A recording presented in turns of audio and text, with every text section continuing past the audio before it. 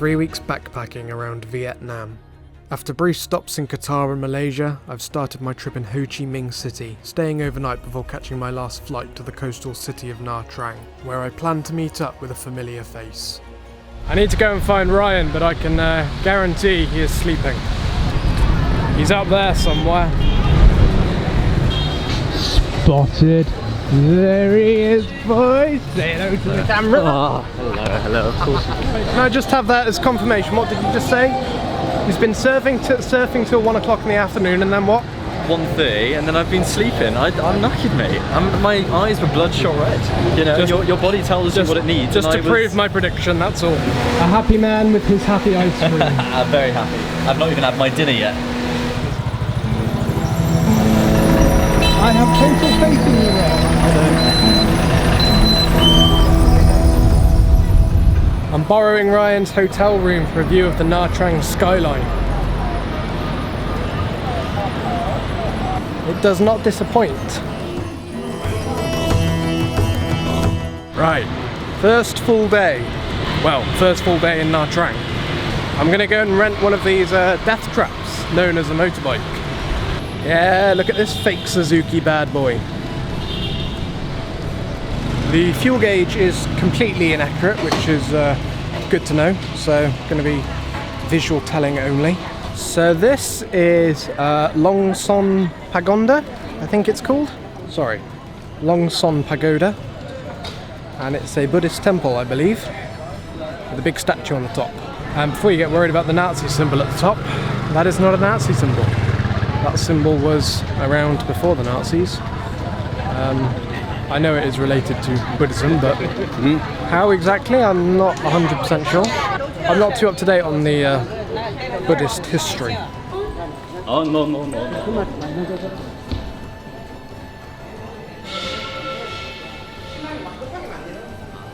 It's such beautiful architecture, these sort of buildings. This Buddha statue looks very peaceful, or he's fallen over and hit his head. That has got to be the biggest head I've ever seen. Scrap what I said before. Found an even bigger head. Sounds a bit rude, really. I'm sorry. It's a very nice statue. And perhaps even more impressively, all these lovely views over Nha Trang and the surrounding mountains. I'm wondering what the flag is that kind of surrounds the statue. It's not one that I recognise. Any thoughts? Let me know. So this is the actual temple in here. There's a very nice, well-decorated shrine at the end. Can't go in there, unfortunately, but you might just be able to see it behind me, just about. You can go in there if you're not wearing shorts. Oh well. I may call this Temple Monday. I've come now to Hon Ba Temple, which is behind me. Again, it's a magnificent structure, but I don't think I can go in because I am wearing shorts. I can just see on the inside, it does look very well lit up and decorated, so it would be nice to go in. There are various information stones around me, but unfortunately they're all in Vietnamese, so not much I can do there to translate it for you. The complex was built between the 8th and 13th centuries, which is quite impressive. Not everything is still remaining, but these main towers, hundreds and hundreds of years old. There's engravings, like statues engraved into the walls of the temple. If you look closely, one of them you might just be able to see is one of the goddesses riding an elephant. I found a way in with this masterful disguise in the form of a Buddhist robe. I don't know if it's a Buddhist robe, it's just a robe. A lot of cultural significance, obviously. Lots of people coming in and praying and doing their, worship. Apparently sacred offerings for the Hindu gods in the modern age include Coca-Cola and Oreos. I mean, to be fair, if I were a god of some religion, then I would greatly accept Coca-Cola and Oreos.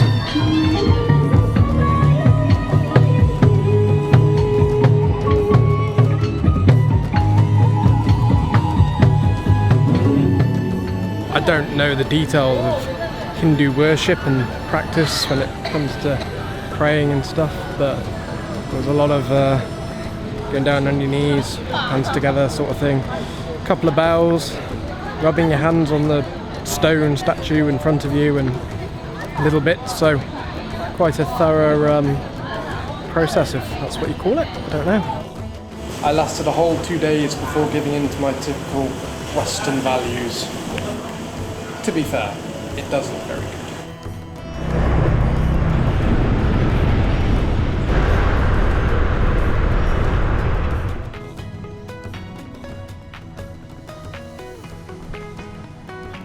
So, Ho Waterfalls for this fine Tuesday morning.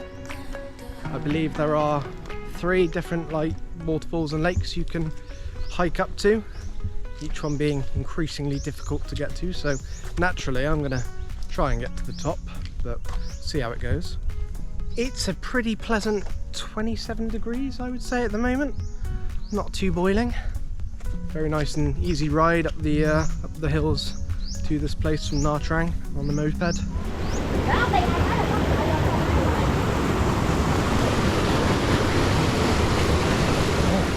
The lady at the hostel recommended that I do not wear flip-flops or sandals on this track, and I am beginning to agree. What do you mean? Fine. Oh, what's that you've got on, Ryan? It is a pair of lovely sandals. I'm absolutely fine. What's the issue? I'll let you know when he's fallen in. Struggling on behind me.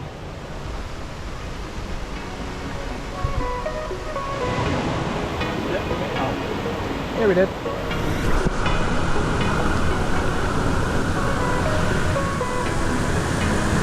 The water is exactly clear and the rocks are very slippery, so it's a bit hard to find where to place your feet, but it's very nice.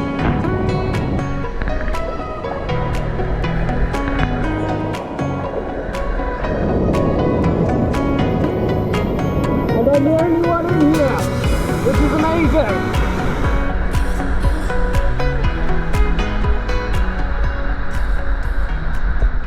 So the route to lakes 2 and 3, I've been informed by potentially questionable internet sources, gets a lot harder. But therefore the lakes are quieter, but given there was nobody in that lake anyway. Ryan's seeing the climb ahead of him and regretting his choice not to switch his flip-flops over.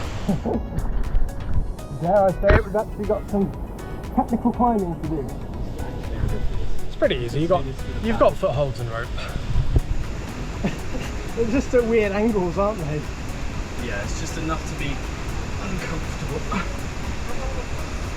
This is the 3rd and final lake, but the track does go on. I don't know where to. Naturally, I have to find out.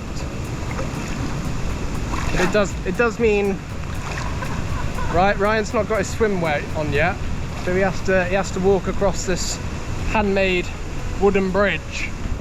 No way.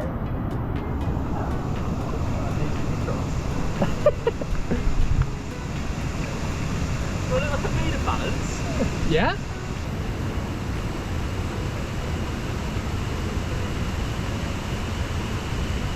Fair play, they do make it fun. They do make it fun. Baby cliff jump.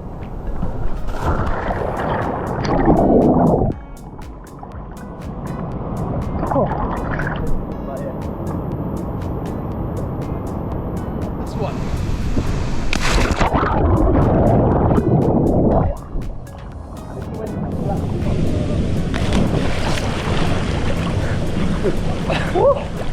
Good touch. We're going to go check out the 4th lake, which isn't officially named, I believe, but it's just above the 3rd one, so might as well go and have a look. Tell you what, magical place, really. Absolutely stunning. Middle of nowhere. Just the sounds of the water running in the background. Amazing.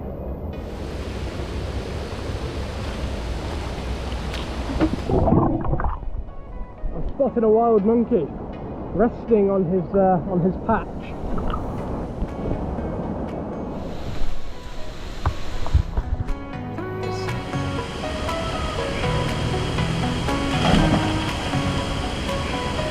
Sorry,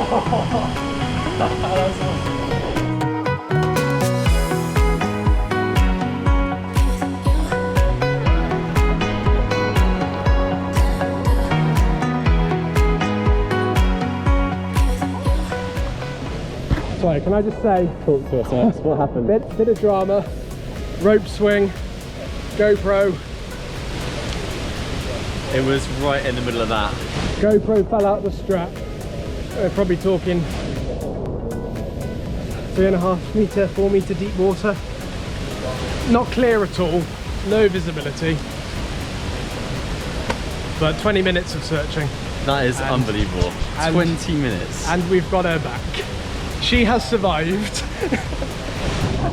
And meanwhile, I was swinging off the swing and not helping at all.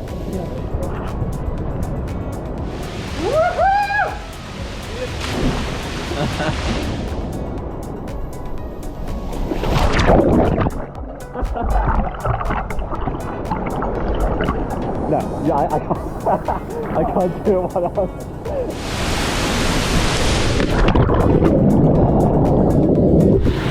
That little waterfall adventure has knackered me out. Although I imagine spending half an hour trying to dive 4 meters down to recover my GoPro has got something to do with that. So we're now going to go off to the beach front. It's supposed to be a nice sushi restaurant. Well, I say nice sushi restaurant, a sushi restaurant. And it does seem, obviously, being a coastal resort and all that. And there are a lot of fish restaurants around, lots of crab and lobster, which I'm quite no thank you. Guys offering me a lift. They like doing that. They like offering me lots of other things as well. Oh, there's a pug. Oh, that's cute. Oh, I've seen a few pugs actually. Anyway, yes, we're going to go to the seafront, go and have a look around some casinos, because apparently that's a thing around here, according to Ryan. And yeah, go try some sushi. The driving around here is just genuinely incredible. I don't understand how anything can be so chaotic yet, like, I don't know what the word is. It works. Like, I've not seen anybody have a near miss or a crash or anything, yet they just drive like there's no rules. Well, I don't think there are any rules. You can pretty much drive any way down either lane on any road, no problems whatsoever. Traffic lights don't apply to mopeds, which is the majority of vehicles here. In fact, you're more likely to get, let's say, socially outcasted if you do stop at a red light on a moped. Mopeds, cars, buses, people, cyclists, wheelchair users all share the road in equal rights of way. I mean, this is just a typical busy four-way junction. Absolute chaos.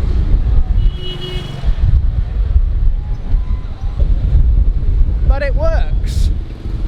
As chaotic as it looks, it does work. I've just been telling everybody about how chaotic yet, like, the transport system works. It does, it just works. Yeah, I don't know what the word is. It's fluid. Yeah, fluid. Yeah, it just goes. My personal theory was, because there are just blatantly no rules or laws here, or if they are, they're just not followed, everybody is, by default, automatically just more aware. Like, people know they have to be aware on these roads to not hit anybody, because everyone just kind of does what they want.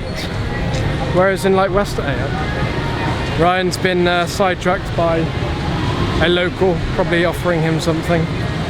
Anyway, whereas in the Western world, you have all these laws and regulations about driving in place, and perhaps because of that you get a sense of just automatically assuming that drivers will do the right thing and won't hit you or cause accidents or whatever.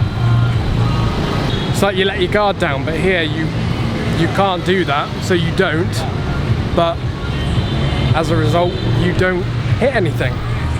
What was this man offering you this time? You know, just the standard mountain tours, fishing trips, and boom boom. Ah, more boom boom. Yeah, yes. We get yeah. They like the boom boom around here. Although we're not. I want to know if that's an all-in-one package. And are mountains actually mountains, or does that mean something else? But yeah, who knows? The mountain is the name of a woman. Oh, maybe. Good lord. Update, we're eating sushi. We've ordered a lot of sushi. We've also ordered some, what's it called? Sake. Sake.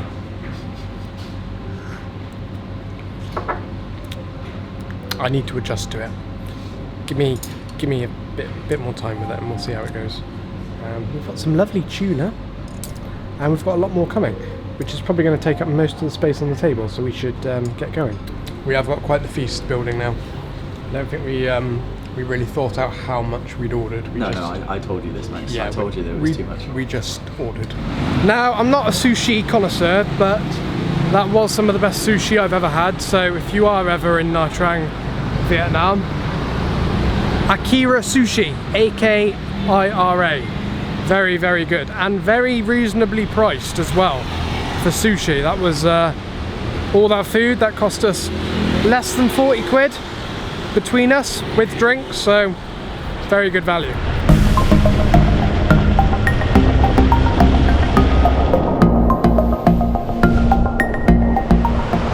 Come a little bit further down the coast from Nha Trang, about halfway to Cam Rah. This is one of the main surfing beaches, I believe. Nice and quiet. Ryan's out there at the moment. He wants me to go and catch some shots of him.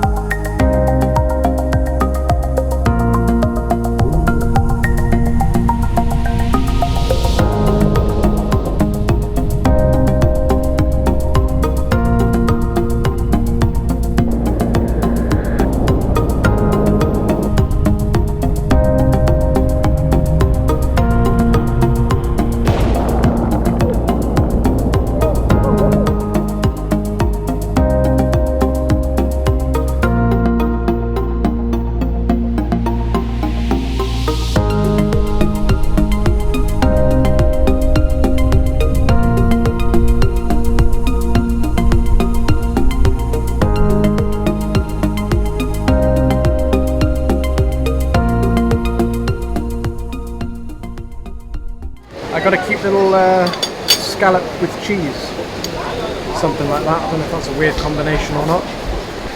I think that's the quickest meal I've ever had. It was literally one mouthful, but it was still very nice.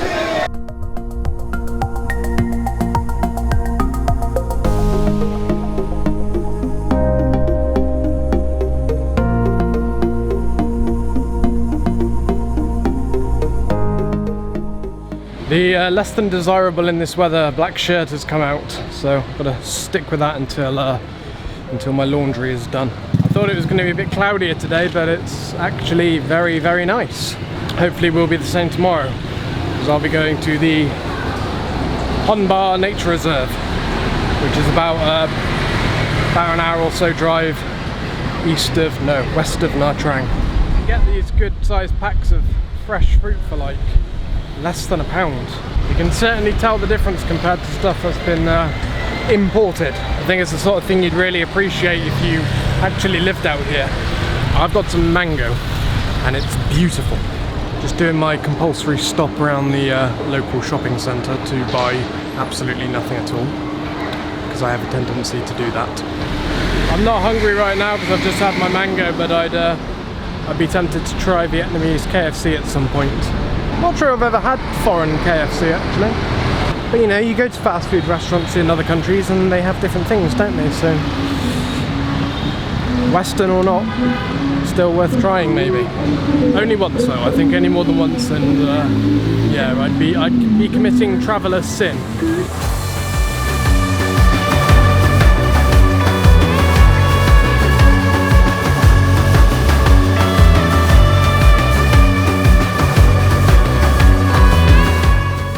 I've got Nha Trang Cathedral behind me. Just kind of stumbled across it walking down one of the main streets. I'm gonna go see if I can have a look inside. Not sure where the entrance is. Unfortunately, I've just missed it. It's closed, so No, I can't go in there at the moment. Got several Vietnamese and communism flags around this roundabout here. There's a billboard thing with Ho Chi Minh on the other side with some text on it. I'm going to try and get a shot of it and translate it. I would not want to be an electrician working in this country. The cabling, whether that's power or internet or both, phone lines, it's such a mess. But hey, if it works, then, you know, so what? I know I keep mentioning it, but I still can't believe the amount of traffic that gets compacted into such small areas, like these small little streets. Just the sheer volume, it's constant, and how there are no collisions whatsoever from obviously what I've seen so far is just incredible. Doing a lot of stumbling into things today. Stumbled into an indoor market, which is, well, exactly that. Lots and lots of stalls under a roof. There's so much stuff here. I think I could quite easily get lost. These are very small, narrow little passages. Got an interesting variety of, looks like dried out fish at this counter. Don't know if that's a local delicacy or not, but I thought something smelled a little bit. There's also a bit of a rat problem around here, so I wouldn't be buying anything to eat in a rush. There must be a lot of trust in this country. These markets and stalls, you know, there's no, I can't see any like barriers or anything to shut them up at the night time.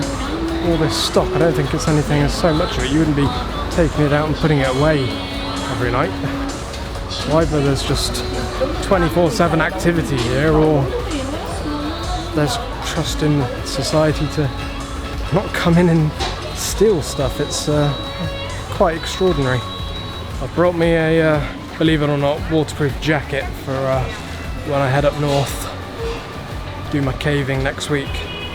I hope it's waterproof at least, otherwise, well, I've just screwed myself over.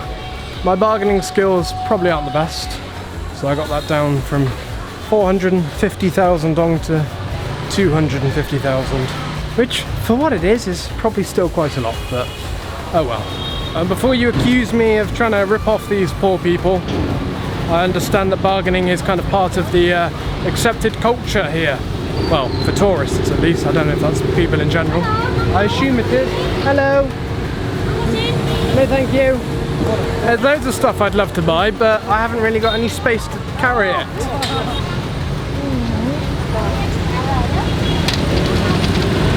I hope people like look after. I don't know if that's somebody's puppy or a stray, but you know, I hope little dogs like that do get looked after to some extent by the locals.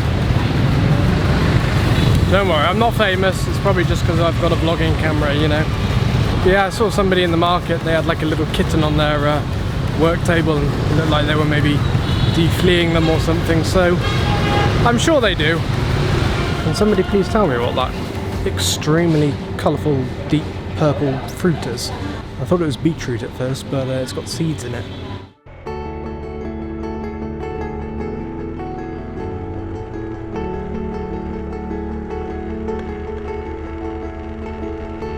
So I've driven up into the mountains today, into Hon Ba Nature Reserve, which is just outside of Nha Trang, about a 45-minute drive or so.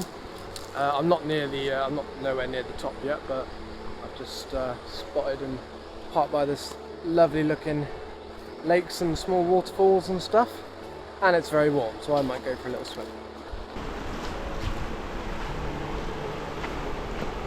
I have all faith in Vietnamese wooden bridge builders. Perfectly stable.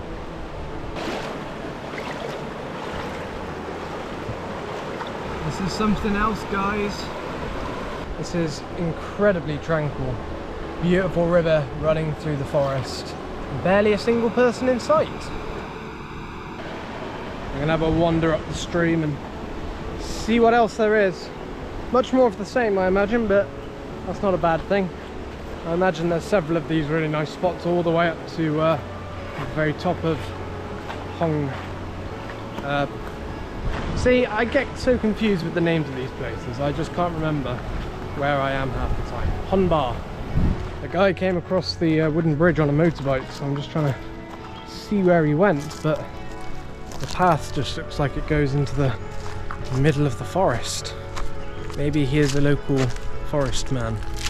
A random little wooden hut in the jungle. That could be Jungle Man's house, so I won't be too nosy. I don't know where he's gone though. I mean, he's taken one of these 2 forest tracks, but I've no idea where they lead to.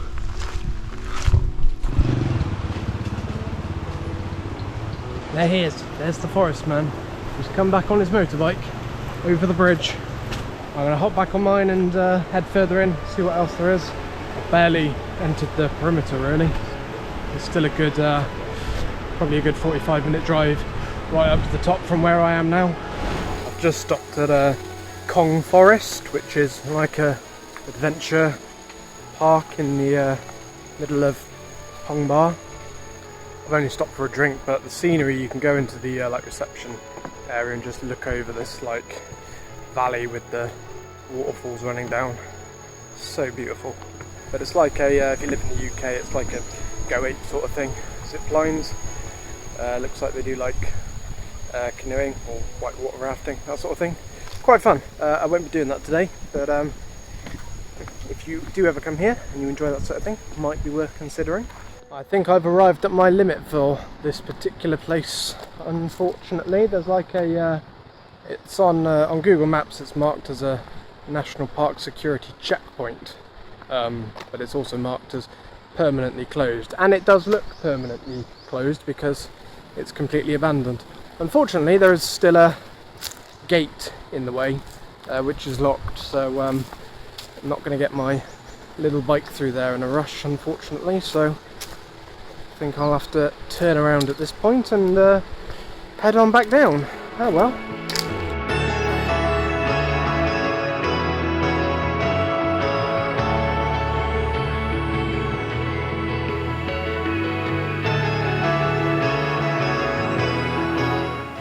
Oh, lovely little spot here. Got to kind of climb through the trees out of the way of the main road, but yeah, just follow the stream. It's the sort of thing you could just do all day, just go off the track and explore all these areas. It'd be quite cool to just go proper hiking, you know, take a hammock or a tent or something and just camp out here for a few days. It is a real shame I wasn't able to bring my drone with me, because views like this, flying it over there somewhere would just be incredible.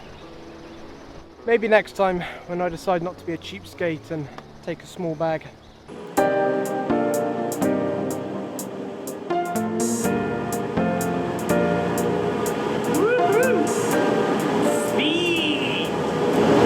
I decided to come and catch the Vin Pearl cable car, but since it's late in the evening, it's very quiet, so I've got an entire pod to myself, which is quite fun. Ryan's not here because I imagine the waves have beaten him today and now he's sleeping. I don't know if it's just windy outside, but it's actually quite bouncy. It's oh god, it's actually a bit scary. Maybe don't come on this if you don't like heights and drops, i.e. me. Oh, the cabin's blowing in the wind. You hear of these horror cable car stories occasionally, don't you? And yeah, I can imagine it would be quite scary to just be like stuck in one of these that had broken in a really odd way. What was the one in Pakistan that like blew out or something really bad happened and people were literally clinging on for their lives in there?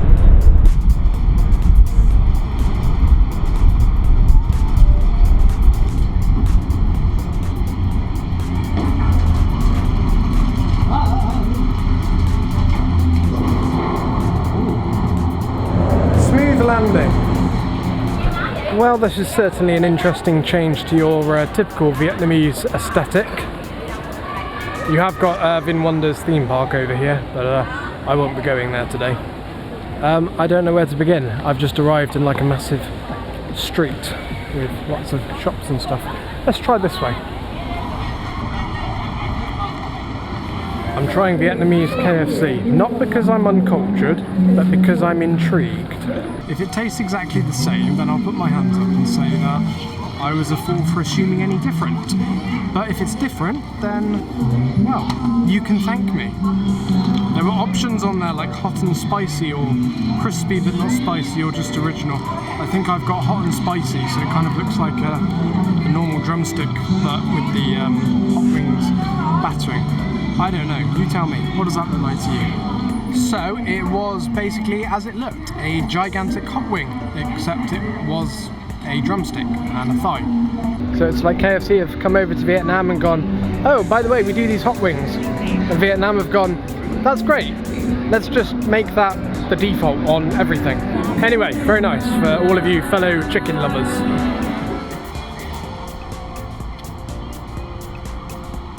It's like they've just built a whole town around here, giving them all street names and countless shops and restaurants, as you'd expect. It's not so busy now because it's getting late into the evening and places are starting to close. But yeah, definitely worth a visit. Quickly pop around after you come off the cable car. Oh look, it's the, I can see the Hollywood style Vin Pearl sign. This is where everybody is. It's the night market. Almost like that makes sense given the time. I'm back in the cable car. We've got strong winds and a reduced speed, so this could be interesting.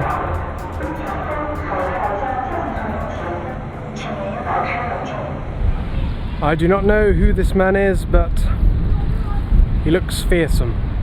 Anyway, it is my last day in Nha Trang, so we've got a mud spa bath thing later. That's kind of one of those things to do around here. Mud baths, don't think I've ever done one before. And then I'll be catching a sleeper train up to Hoi An later on. About a 10-11 hour trip, I think, but overnight with a proper bed, so that will hopefully not be so bad. I've got a few hours spare before the mud bath, so I thought I'd come and check out another Buddhist temple. This is Nagia Son Pagoda. It looks very Japanese inspired, but I don't know if it is or whether Vietnamese architecture is just closely related to Japanese architecture as well.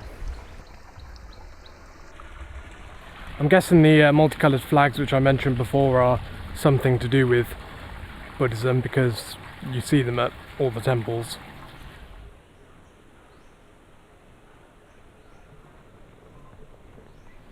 Got some kind of mausoleum at the far end of the complex with maybe 6 or 7 deceased personnel. I was saying to Ryan the other day, like driving along the like the roads and highways, cemeteries and that, they've all got very elaborate and decorative gravestones, like not just important or particular people, but like every single one. It's very like just very grand and impressive. You'd have these sort of structures for every single grave in the cemetery, hundreds and hundreds of them.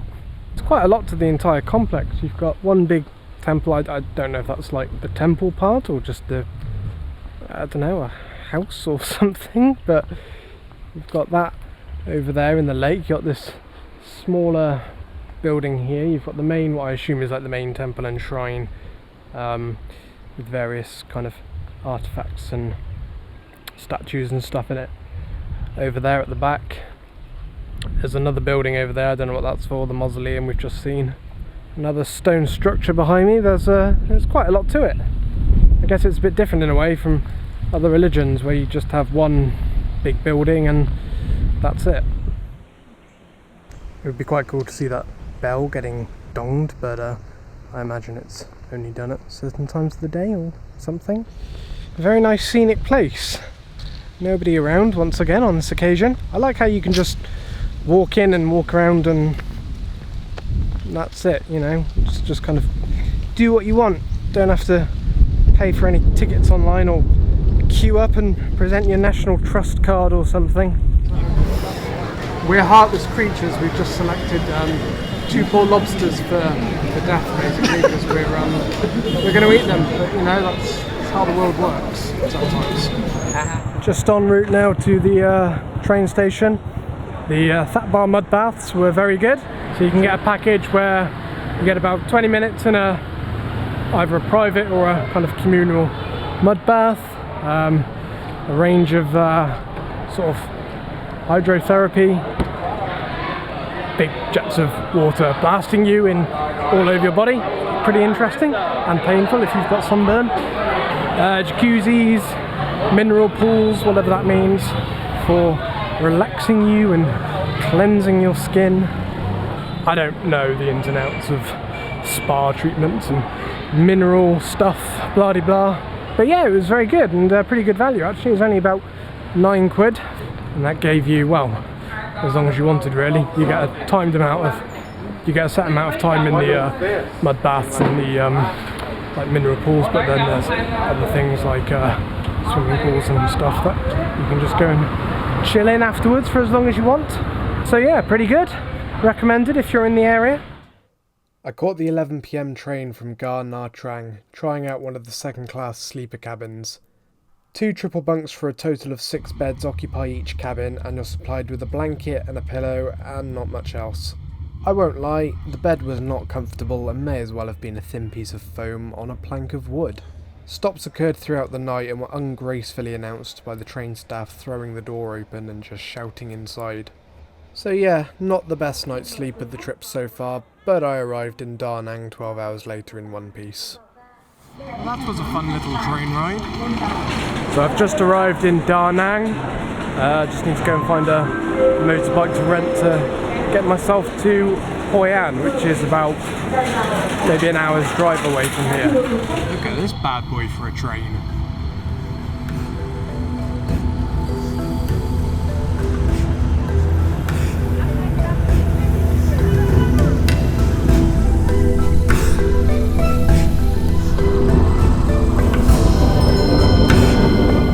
Driving around all the rice fields outside of Hoi An, and I think one of the strangest things I've noticed is that there seems to be like graves and mini cemeteries like in the middle of the fields, but all over the place. I could see them on the train when I was coming through this morning. You have these vast fields of whatever they're growing, in a lot of cases rice like this, and then you just have like weird random gravestones and stuff just right in the middle of them. I don't know what stage this rice is at in its growth process, but just kind of looks like long grass at the moment. I can see the odd farmer popping up his head. Don't know if he's growing or cultivating or whatever, if there's patches of rice that have fully formed and ready to be picked.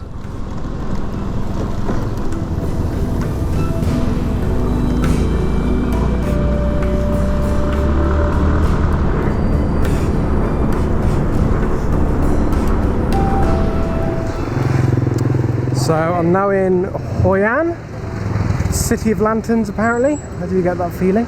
Walking down this street. I'm just going to go for a walk into the old town and, well, have a look around. Hoi An is apparently the place, of all places in the world, to get a tailor-made suit on the cheap. Were I not restricted on baggage size, I'd be very inclined to have a look and maybe get one.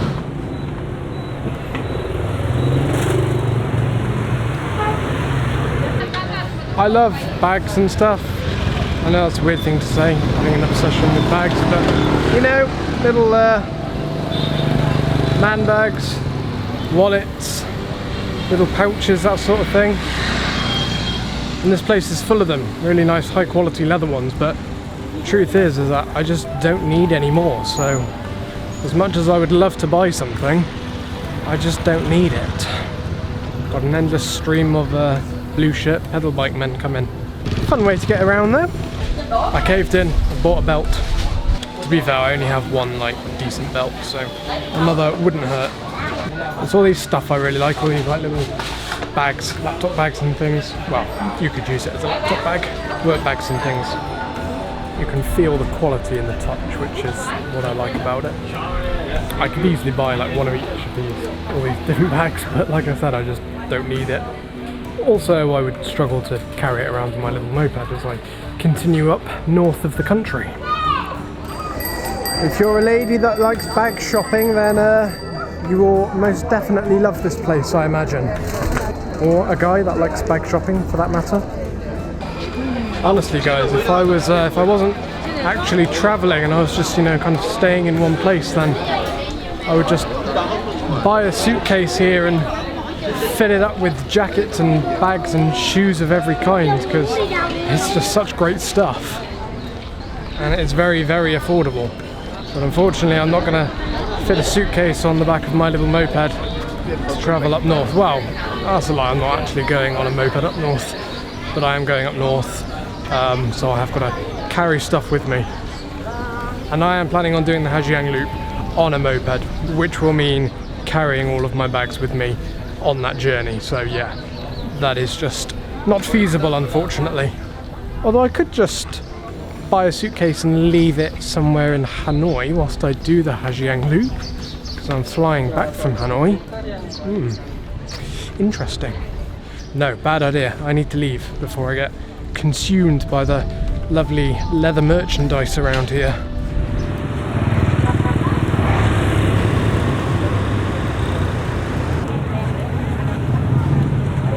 Just got a street baguette of some kind. I think it's pork belly, maybe something, I don't know. I just pointed at it and, well, this is what I got. Only a quid, bargain. Or 30,000 dong. Walk out onto the main road by the river and it all just comes to life out of nowhere. Kind of reminds me of Amsterdam a little bit. Pretty colourful lights everywhere on both sides of a body of water in the middle. You can just see hundreds of lanterns littering the river all the way down. Just one.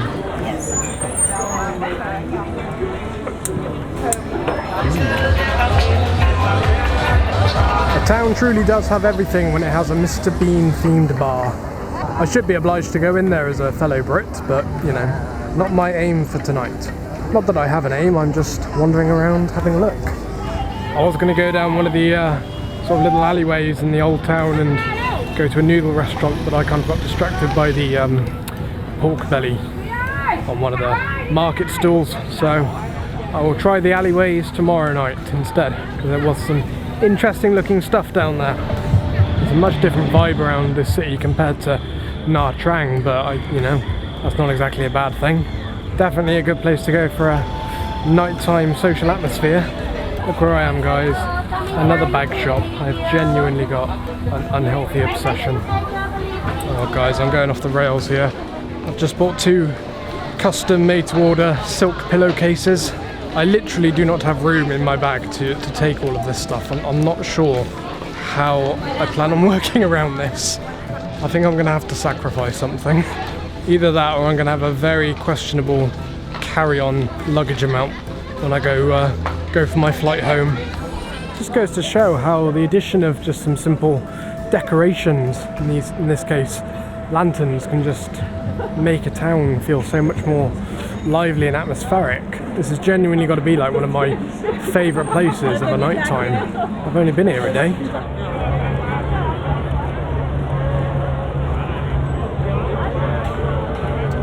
More temples today, folks. So today is Mison, which is like a cultural heritage site about an hour outside of Hoi An. Park up, got a little bit of a walk into the hillside, not too far I believe. I think you can get a shuttle bus or something, or like little buggies, but I think I'll walk, get some exercise. Tell you what, this is a beautiful walk. Lovely smooth paved out road going right through the jungle. The buggies are ignoring me now. I've declined their offers for a lift, so I now have to commit to this full length of track. 11th century that one was built apparently. Nearly 1,000 years old. Pretty incredible. The Mison complex contains around 70 partially ruined Shiva Hindu temples in a valley between 2 mountain ranges. Constructed between the 4th and 14th centuries by the ruling dynasties of Champa, the area of which today is now central Vietnam. The complex was a site of religious ceremony and also acted as a burial site for Cham royalty, and it is considered one of the foremost Shiva Hindu sites in Southeast Asia. It is now a UNESCO World Heritage Site, with numerous attempts at restoration occurring in the 20th century. It also acted as an operating base for the People's Army of Vietnam and the Viet Cong during the Vietnam War, unfortunately leading to the area being targeted by US Air Forces, and consequently many structures were damaged or completely destroyed. Evidence of the bombing campaign can still be seen today in the form of numerous bomb craters in and around the site. Not much left of this particular one behind me. I think they've moved like parts of it, the base and that, into a museum, but you can just about see the underlying foundations. It says it was built between the 7th and 8th centuries. Pretty damn amazing. There are some very interesting faces carved into the stone. Some of them mildly disturbing.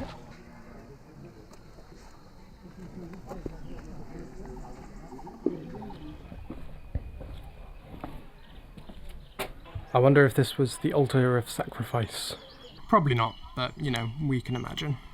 I love all these little intricate carvings in the wall, all hand carved into the stone. You must need a lot of patience and skill to do that sort of level of detail on such a small scale, along such a big structure. Sometimes it's hard to make out. You look at something, it almost just looks like lots of little intricate individual carvings, and then when you take a step back you can actually make out a greater detail. For example, this face.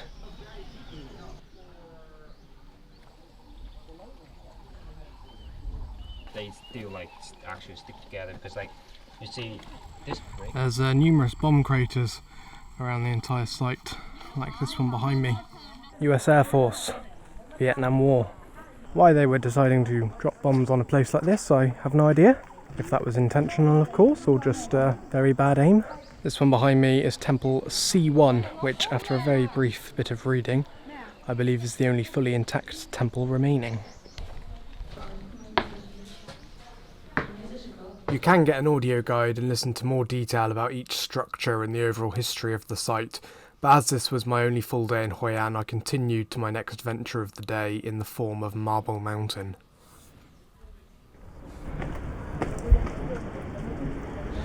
So, now currently at Marble Mountain, which is between Da Nang and Hoi An.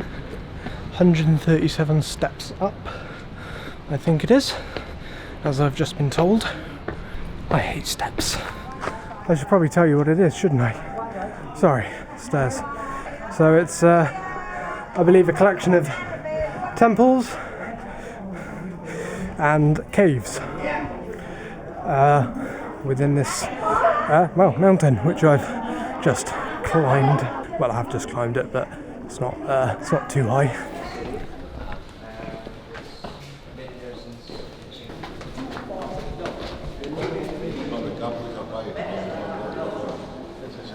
That's a dedication to your chosen deity, that is. Coming into a place like this and carving a statue out in the rock. Borderline rock climbing at this point. I think this is the way to the top of the mountain. Oh. Wow. Oh, this should be nice. I'm on top of the world. Well, no, I'm not. I'm just on top of Hoi An.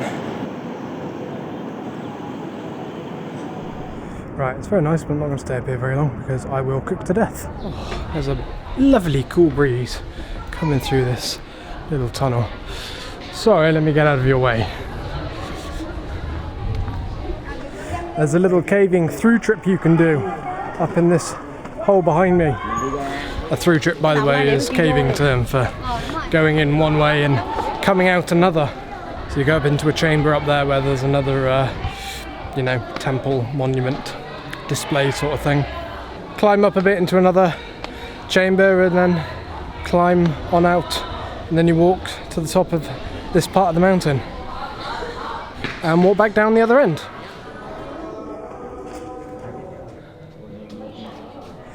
I've just lit a candle and bowed for the Buddha because a man told me to. And now he's sent me into a chamber of more Buddha. I should probably bow to this one as well, shouldn't I? Is that what you do? I don't know. I think it's 3 bows actually. Oh dear, I've done it wrong. I'm gonna have to go back and retrace my steps. Here we have another Buddha. I don't know if they are actually Buddha or just, you know, other people or deities. Oh, where are we now? We are in another sort of shrine chamber. Oh, this looks fun. My guess is that this is not the way out. It was a really interesting place to see with so many large statues carved into the rock face, and I definitely recommend it if you are in the area. The Buddhists played music from the active temple, which really added to the atmosphere.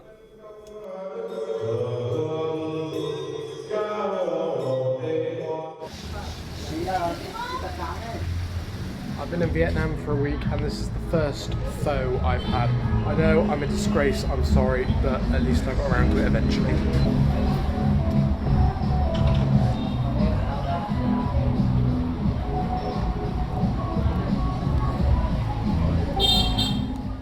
The meal was one of my favourites of the whole trip, and afterwards I had to take one more walk and soak up the amazing nighttime atmosphere of Hoi An. I collected my silk pillowcases and had some amazing cream cheese and chocolate gelato from a cafe close to the riverside before exploring some of the night markets. I know I'll say it for many places during my time here, but I'll say it anyway, I definitely want to return here at some point.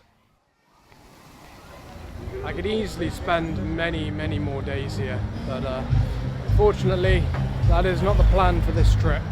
It was always meant to just be a kind of, 1-2 day stop off before the main areas, but I think there's a good chance this could well be one of my favourite parts.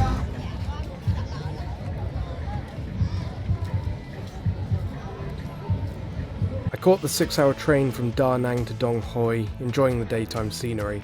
I hired another moped in Dong Hoi and made my way to Phong Nha, the main town of Vietnam's grand caving scene, arriving in the early evening at the Central Backpackers Hostel. So I've arrived in Phong Nha after my 6-ish hour train journey.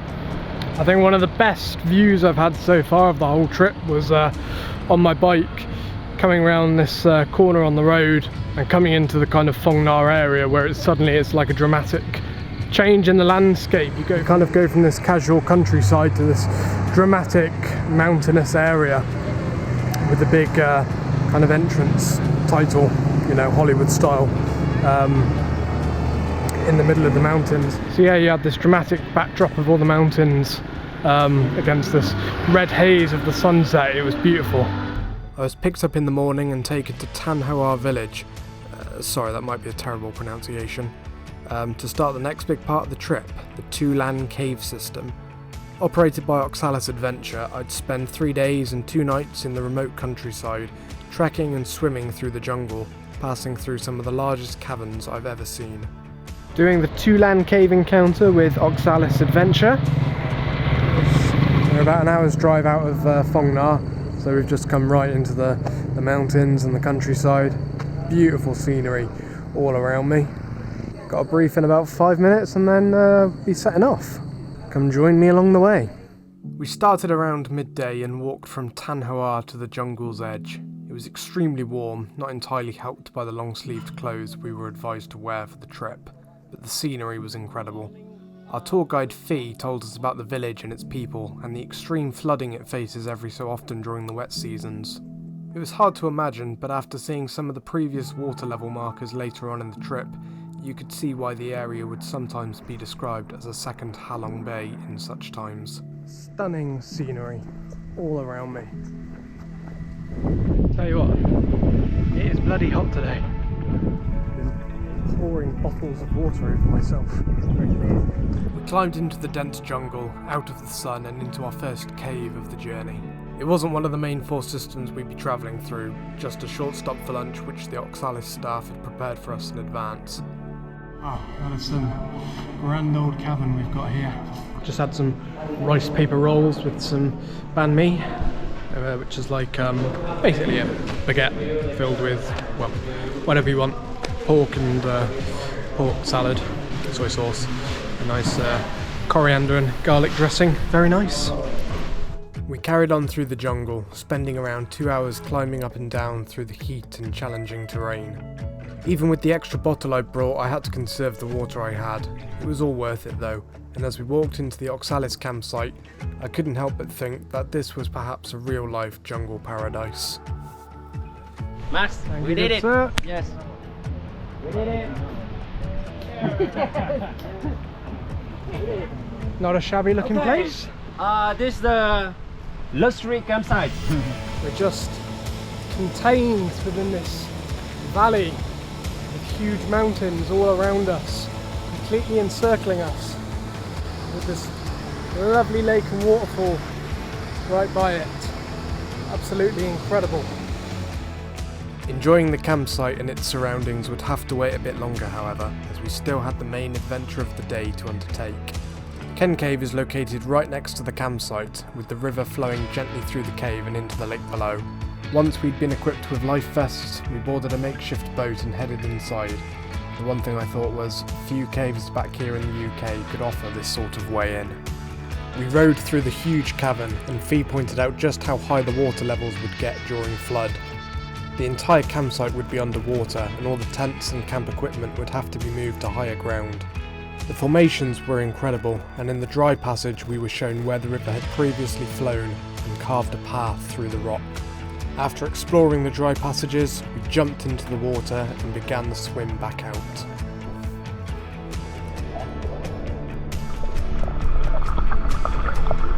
Swimming around the corner to see that humongous entrance.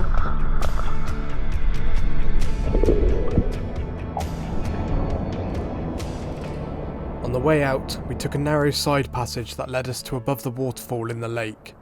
This environment of technical caving in a small, flooded rift may be the nightmare for some people, but for me, I'd rarely felt more excited.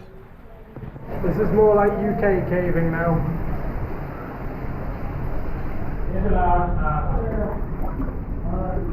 Now this is just incredible.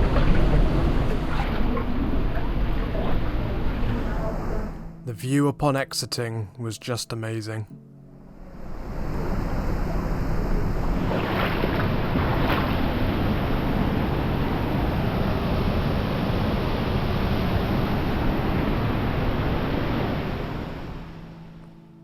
An incredible first day, and I relaxed in the lake as the sun went down, giving way to clear night skies that were untouched by any light from below.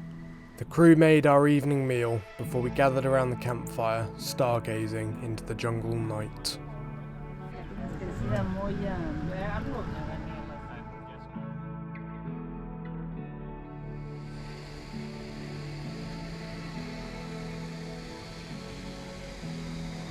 Such an amazing place to wake up to this morning. So we've got 3 caves today, about half a kilometre of swimming in said caves as well, and then we'll be heading back to the village we started off yesterday to go and stay with the locals and get to know them. It's been really interesting to hear about some of the kind of weather aspects of this area, how it all floods in the rainy season, but the extent to which it does flood. This entire camp here, come September, between September and November time, might be completely underwater.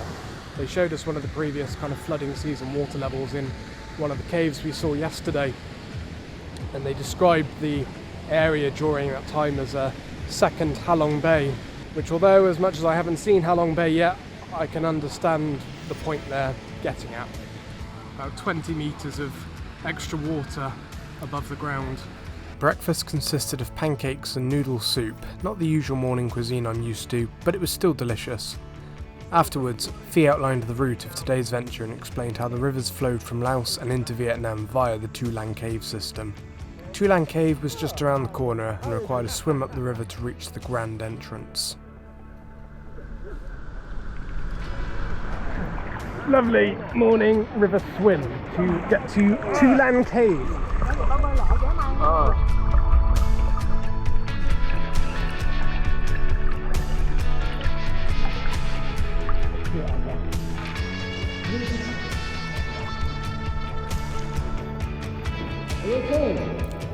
We swam into the cave, climbing into the upper dry passages where we soon found ourselves in a huge cavern. I've never known a cave surface so flat and smooth. Yeah, the surface is so flat. I'm probably not picking up on camera the absolute scale of this place. It's probably between 15 or so meters high and maybe 25 meters across. Absolutely huge. The trip between the two main entrances wasn't that long, but there were plenty of impressive formations to see throughout, and some not so pleasant entities, shall I say. We exited via the dry entrance, returning to the river to swim back to camp. We collected our bags, which would now be coming in with us in the water. Anything we needed to definitely keep dry would be taken separately by the crew.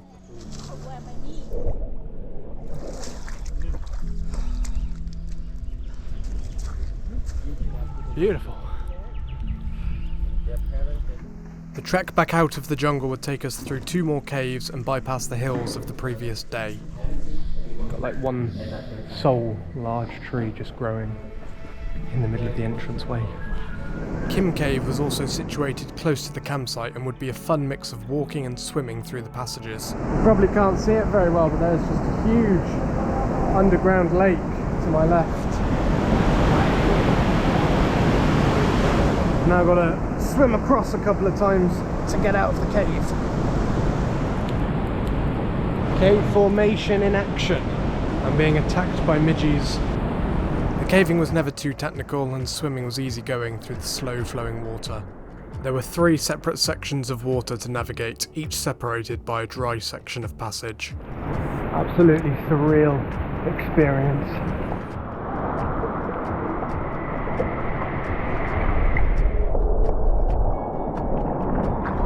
And after a few hundred meters, daylight reappeared around the corner.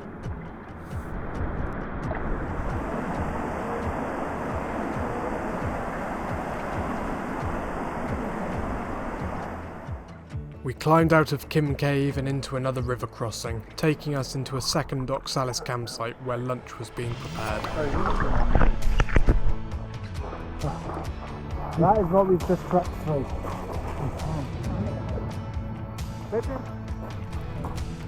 The second campsite was much like the first, a small beach shore on the edge of a river which leads into a cave, mountains surrounding it all around. All these little lovely scenic spots scatter the jungle, following the river, but it's not the sort of place that you could come and find on your own very easily. The final cave was Hung Ton, and we would swim through the entrance by the campsite and make our way inside. This cave was nearly entirely swimming, with just a few sections of shallow water requiring some careful footwork on the rocks. Inside one of the rifts, Fee told us to switch off our torches, leaving us to swim for 10 meters or so in complete darkness.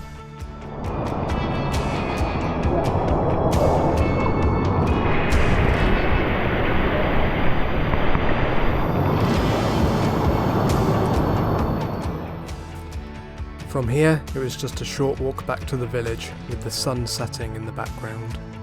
And we are out of the jungle. What an incredible adventure.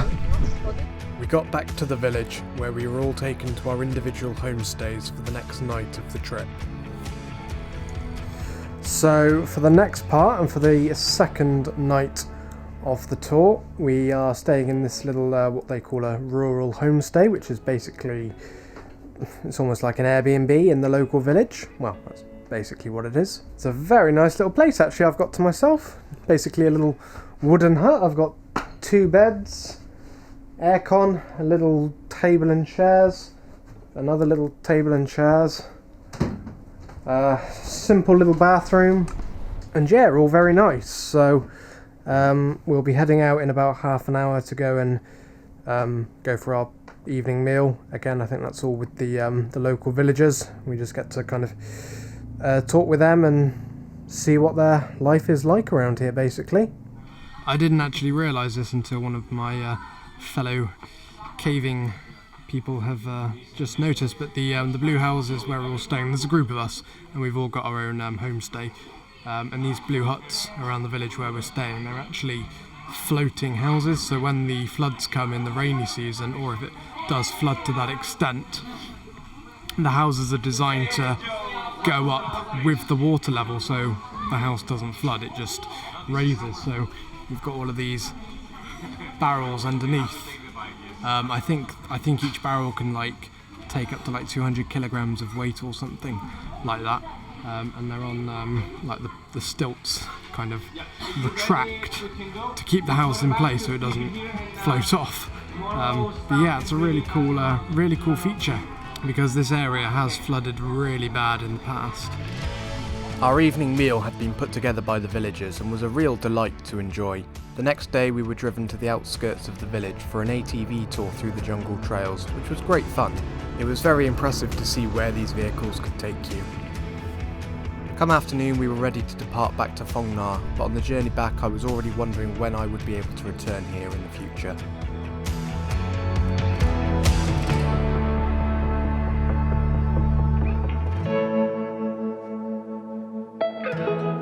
So this is Paradise Cave, which is in Phong Nha.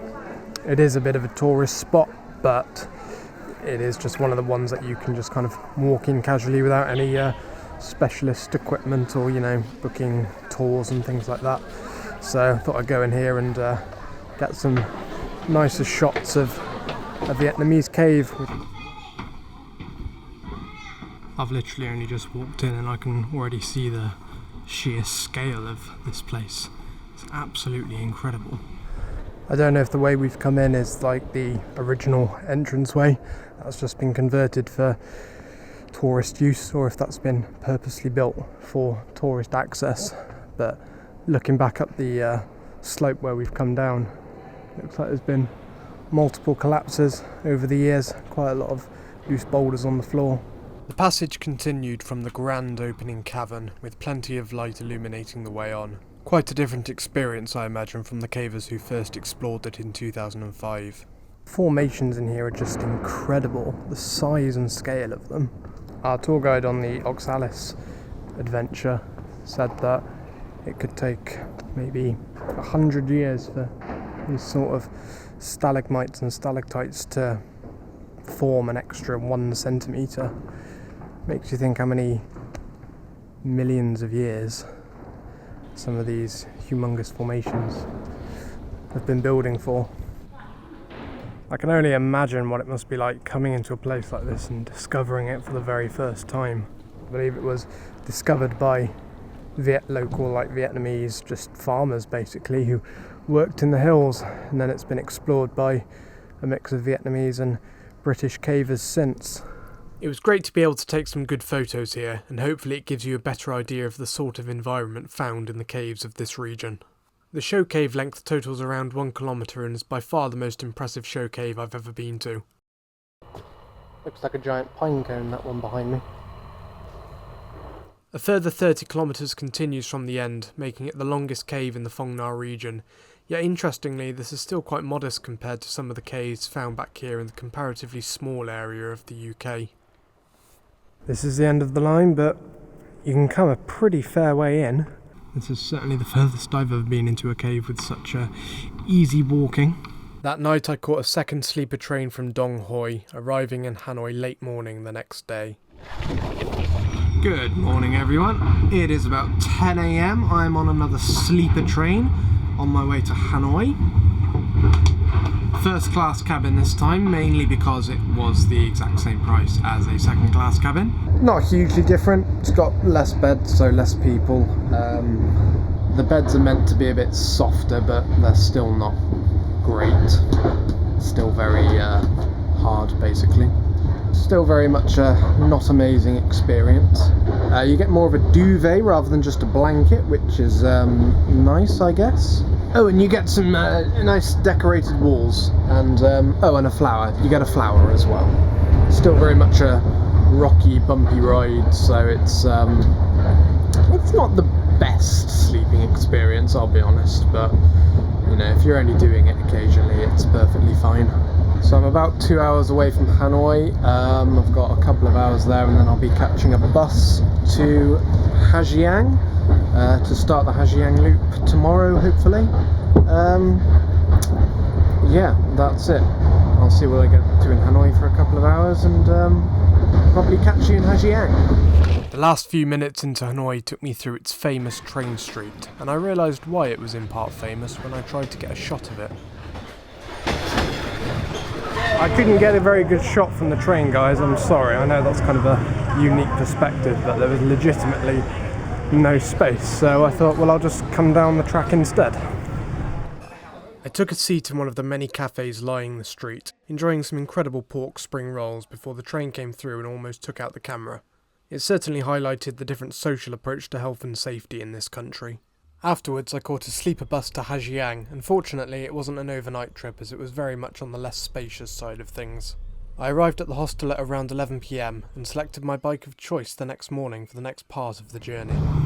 Got my little Honda off-roader. Been a long time since I've been on one of these, but I will quickly get back into the swing of things.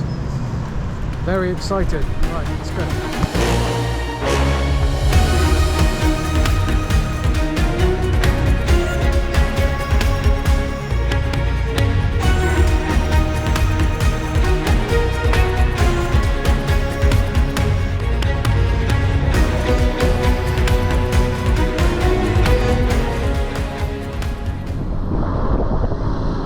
Done a tour of a Vietnamese supermarket yet. I do apologise. Well, here you go. It's full of a lot of stuff which I don't know what it is. It's some dried mushrooms and, well, spice mixes. I genuinely don't know what a lot of it is. Obviously I can't read Vietnamese either, which doesn't help. This looks like ginger, maybe? Genuinely, yeah, I don't know. Anyway, I'm hungry, so I need to go and find some food. It is very cloudy at the moment, so I'm not able to see much, unfortunately, but oh well. Got around another 90 minutes or so until my first stop of the night. The town, that is. I have no idea where I'll actually be staying until I get there and find somewhere. So far so good. Right, getting a bit better now. It's cleared up slightly. Well, I've come back below the cloud layer just about, and I've got my coat on, so I am not as chilly. And we are starting to get some very nice views now. This is one heck of a valley behind me. So I've arrived in Yanming, found me a little hostel for the night, double bed, private room to myself, 12 quid, not too shabby. I did make the grave mistake of leaving my tablet on the bus that dropped me off yesterday. They have found it, fortunately, so I should be able to get it back. It does mean I'm with limited entertainment. Well, not really, I've got my phone.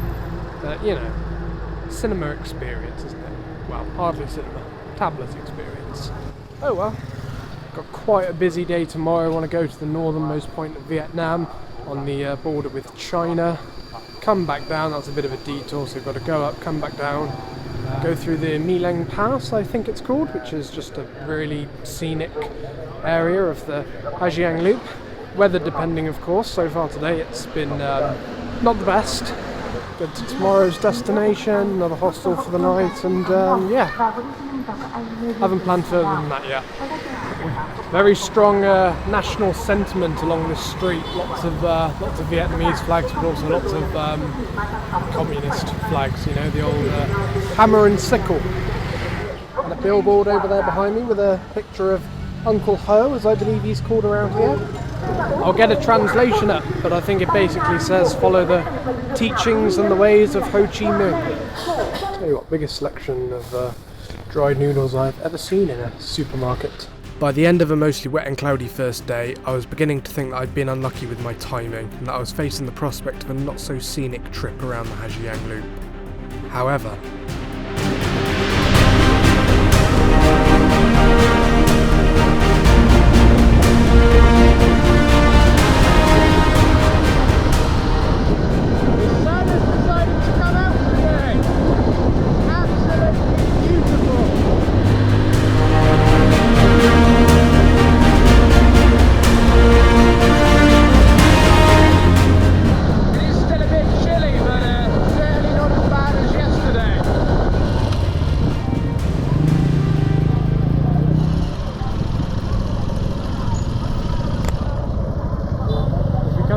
the northern areas, get to see some of the, what they call indigenous people of northern Vietnam, and I think it's certain parts of Cambodia and Laos as well. I'm going to see if I can get hold of some fresh fruit.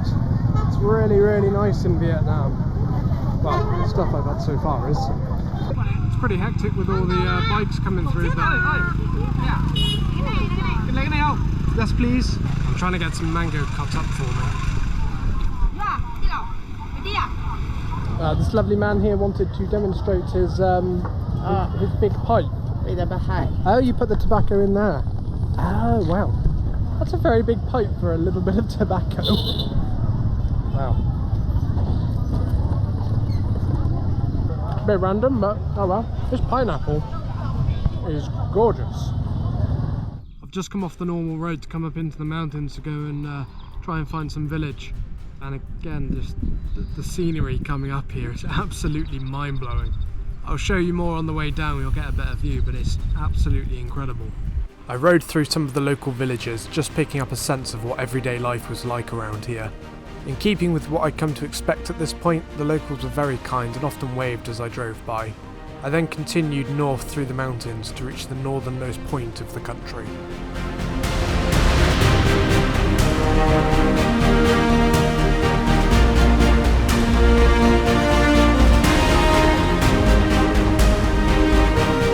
So behind me, if you can just about see it in the distance, is the flag that represents the northernmost point of Vietnam.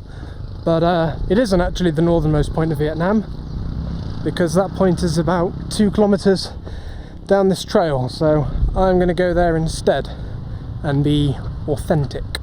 I believe the hills I can now see in the distance, that is China over there, but I will get closer to confirm. I believe there is a pretty obvious border perimeter fence that goes certainly around this area. Well, I can see the border fence from here, and it's basically on the other side of this valley, so I'm not going to get over there from here. The northernmost point, I believe, is somewhere down this path. I see BA. I'm close enough. I'm very, very far north, but I think this will do, because it's going to be a lot of uphill walking back, and it's very hot. And there isn't exactly much of a path, to be honest. It's just more of a trail of leaves. But there is a road you can drive to which goes right up to the border. I think it's an actual crossing, you know, checkpoint. So maybe we can go and check that out instead. So I've accidentally driven to the point I was trying to get to earlier, which makes me feel a bit stupid really, because the road I've just taken was much easier than the walk I did trying to get here instead, through the bloody hills and mountains and forests. So this is, well, I guess the official northernmost point of Vietnam. I was trying to get to the border gate, like the road that actually crosses between the countries, but I must have taken a wrong turn somewhere. I think I was up somewhere in those hills about half an hour ago.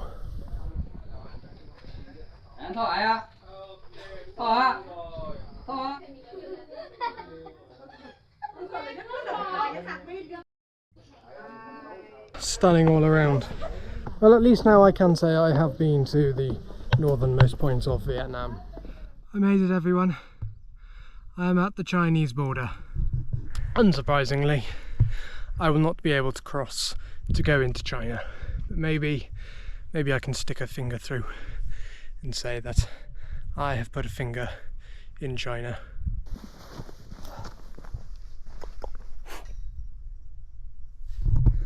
I'm official. I've put a hand in China. Does that mean I've been to China? Hold on. I touched a rock. I've touched a part of China. I have officially been to China now. So that's 4 countries I can say I've been to on this trip. After the mildly pointless excursion to the Chinese border, I continued east, soon to enter some of the most breathtaking scenery of the entire trip. Absolutely incredible.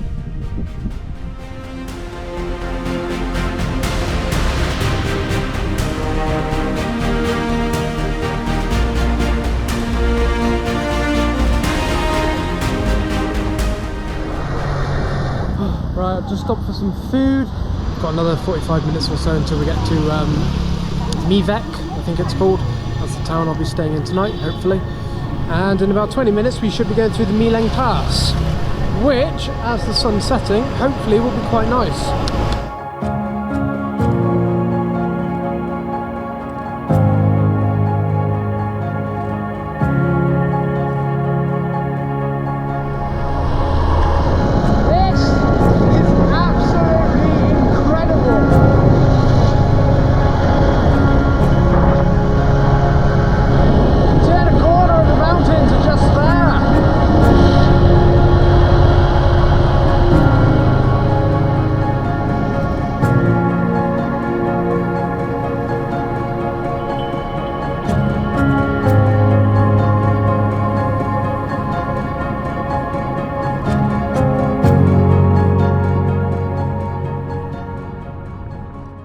I had to stop and take it all in. It's absolutely breathtaking. I can see right down to the valley, to the river, I can't remember what it's called, I'll put it on the screen. The scale of it is out of this world. I could stay here for ages and just look at this view, it's incredible. But I'm gonna head on, find myself somewhere to stay for the night, and I'll probably come back up in the tomorrow morning or something. Got to stop talking every time a bike comes past, which is very regular, very often. Yeah, there's a couple more things further up the road which are good to see. It's called the Skywalk or something, so I'll probably come back up here tomorrow and do that. I can just see this view again. That was the easiest hotel booking I've ever had. A guy rides up to me on a motorbike and says, "Do you have a room for tonight?" And I say, "Not yet." And he just points to this big building, which I look on Google Maps, 5-star reviews, perfect. Lovely double bed to myself, loads of pillows, my favourite. TV, probably won't need that. Private bathroom, perfect. And even a little balcony.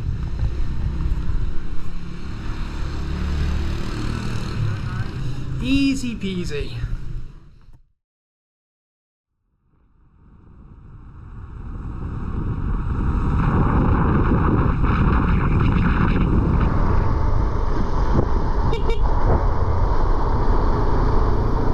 See the road as it winds around the valley, just snaking its way all around the mountains.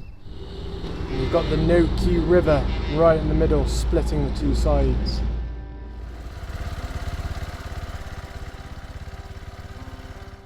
This is the Mapileng Sky Path, and it goes up into the mountains. You can see right down onto the road in the valley below. It's said to be quite literally a walking in the clouds experience, and if the day were right and if the conditions were right, I'm sure that would be very much the case. Got a farm just right in the middle of the mountains, a couple of buildings and sheds. Quite incredible really, where people have made their home and probably have made it around here for quite some time. I'm going to head back. The path is very long. It did say it was going to be like a 2 to 3 hour walk to whatever or wherever the destination is. The day from this point was slightly disrupted by some loose gravel, specifically this loose gravel, which sent my wheels a bit flappy and resulted in me getting up close and personal with the tarmac. So with a bleeding leg and a slightly scratched helmet, I carried on through the valleys, often joining up with other groups going the same way.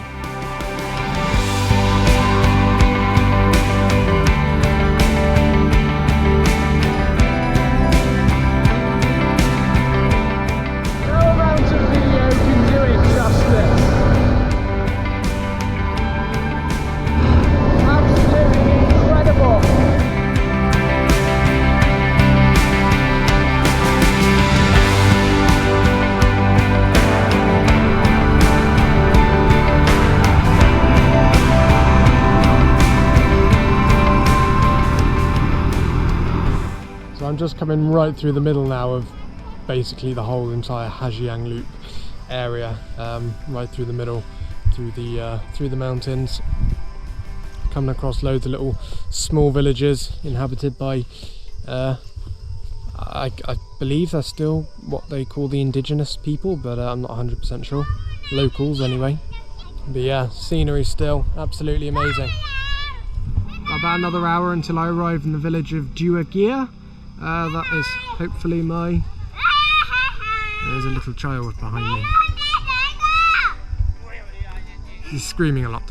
I'll come back to you later. It's cool to see where people have just built their houses like right into the hillside. Like they've just found, gone down, tried to find some sort of relatively flat area or dug one out and just, yeah, put in some poles and logs, put a roof on it and you're done.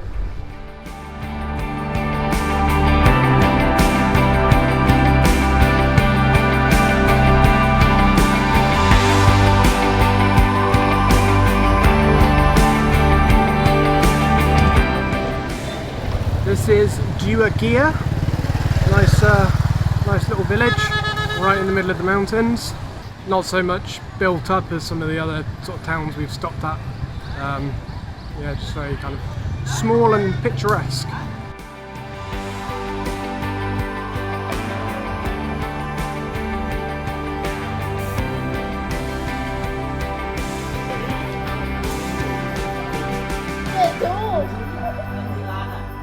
Tell you what, riding around on a bike all day, I'm not going to call it hard work, but it certainly is tiring.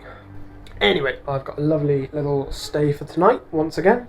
I've ended up with 3 beds to myself. I don't know if they really understand the concept of just sharing with other people. Obviously, I come in and say I'm happy to share if, you know, this is the only room available, and they just kind of look at me as if to say, you're going to be hogging up 3 bedrooms, sorry, 3 beds for 1 person, but oh well. Although I think actually they may have just charged me for 3 persons worth, which is still only about 9 quid, so, you know, I'm happy with that. My homestay for the last night of the loop was lovely, and the final day was just straight driving through the valleys and taking in the incredible scenery.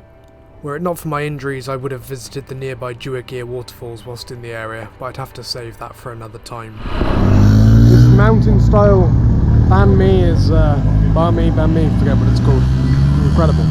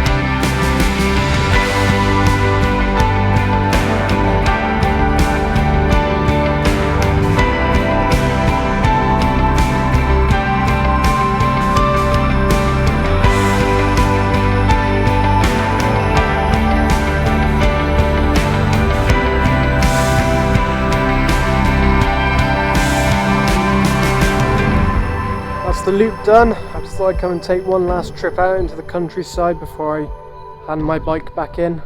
If you do come to Vietnam, even if you've never been here before, I'd highly recommend you do the Giang Loop.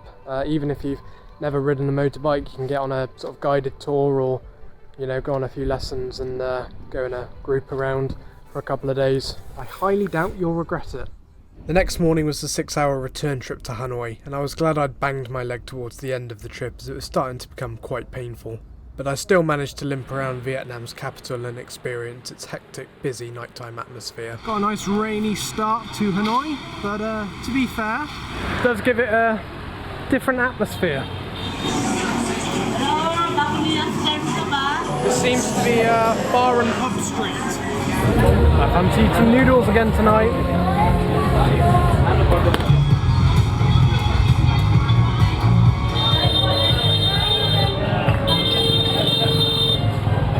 I've been to enough incredibly busy cities and that by now to be accustomed to them, but still it just doesn't fail to... It's me. Hello. Can I help you? I'm good, thank you. Doesn't, never fails to amaze me, just the raw quantity of hustle and bustle, shall we call it. All the shops, all the lights, all the people. Maybe it's just because I'm from the countryside. If I lived in London, then maybe I wouldn't be so amazed by it. I'm intrigued by what sort of areas you can find going down all the small little alleyways and passages. You know, I wouldn't be surprised if there were more mopeds than people in this city. In fact, this entire country, it really wouldn't surprise me. I haven't really got much planned for the rest of the day. It's my last full day in Vietnam, so I'm probably just gonna hang around the old port, have a look round, go and see some of the temples and lakes and things. I've been to a few places this morning, so yeah, just walk around and see what's what around this area for now. Eat as much as I possibly can, of course, because it's my last chance. See if I can make my last day without getting run over by the colossal ton of vehicles that they try and compact into this very tight area. Vietnam, if you didn't know, was basically a French colony up until around the 1950s, I believe, when it was known as French Indochina. As such, there is a lot of French influence in the architecture and stuff around a lot of the buildings and areas in Hanoi. Unfortunately, I'm not really a master of architecture in any way, so I couldn't pick out any French influence, but if it is a subject that interests you upon your visit here, now you know. I took a visit to the infamous Hanoi Hilton, and no, this isn't a hotel. The Ho Lo prison, as it was actually called, was used in the First Indochina War and later in the Vietnam War for political prisoners and prisoners of war. Many US Navy and US Air Force personnel were imprisoned and tortured here between 1964 and 1973, including former US Senator John McCain, whose flight suit and parachute used before he was captured are on display. The remains of the site have been converted into a museum, and it's an eerie experience that should fascinate anyone with an interest in the history of the Vietnam War. That was a very good bu chan tar, like it's another noodle dish with grilled pork and soup or broth to go with it. I haven't really had much pork since I've been here. I've mainly stuck to beef, but that was actually really, really good. You could really taste the like the skin on it, like crackling essentially. I'm seeing a lot of places sell egg coffee. I mean, that's got to be the weirdest mix I've ever heard. I'd try it, but I don't like coffee anyway, so I really don't think adding an egg into the mix would do it much good from my perspective. Now, this is another weird mix, but I do like cheese and I do like ice cream, so I haven't really got an excuse to not try this one. Cheese ice cream with an Oreo. It's got to be the strangest sounding thing I've tried.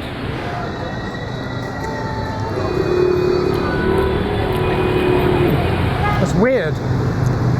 It's not like cream cheese. I had a cream cheese gelato in Hoi An, and that was really, really good. But obviously cream cheese, you know, cheesecake sort of filling, you kind of associate that with sweeter delicacies. But this, I don't know what it does remind me of something. It's very hard to describe. I'd say it tastes like normal cheese, but it doesn't. Probably because it's ice cream, but yeah, it's not bad. Weird, but interesting. I didn't have all of it. Do you know what it reminded me of? It tasted like cheesy nachos or cheesy Doritos. Just yeah, it was just a bit weird. Not the best blend, I would say.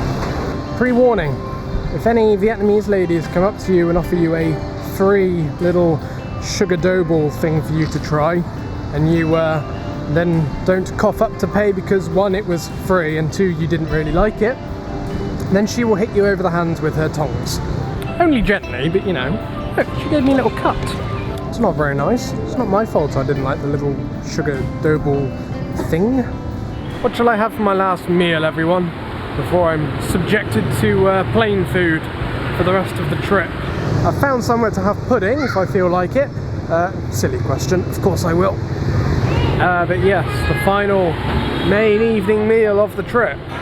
What shall I have? I'd love another, you know, noodle soup type thing. May try something different, as it is my last night. Genuinely can't even walk on the pavements a lot of the time. They're just so filled with stuff from people's shops and chairs and tables and bikes. The road is very much the only lane for all moving traffic, whether you're on a vehicle or not.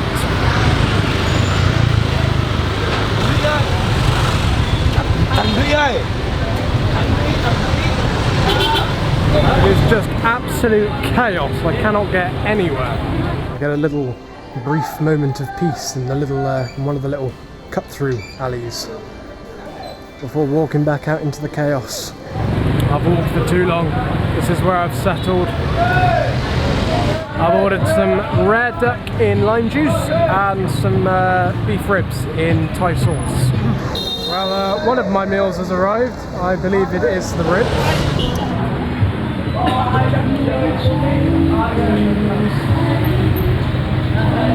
And I've now got meal number 2, which is the rare duck. Yeah, it looks pretty rare. I hope I don't get food poisoning because I've got a flight to catch tomorrow. Pretty good. Tastes a bit, I don't know, what is it? It's, reminds me of something, I can't put my finger on it. That was really good. Tell you what, they're not stingy on their portions. I think one of those would have been enough for me. Well, I've left about half of the duck, but oh well. The night markets are on tonight, so they've shut off the road to cars at least, so it's filtered down to just people and motorbikes, which is slightly more manageable. Emphasis on the word slightly. I got a Nutella and banana crap to finish off the night.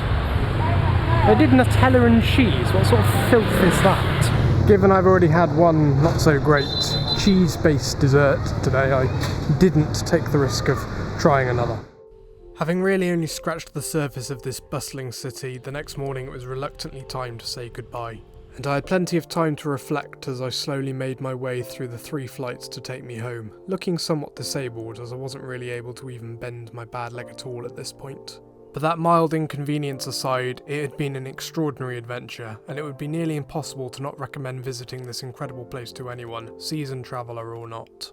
Don't get me wrong, this is a big country to try and cover in less than a month, and I admittedly skipped a good chunk of the south.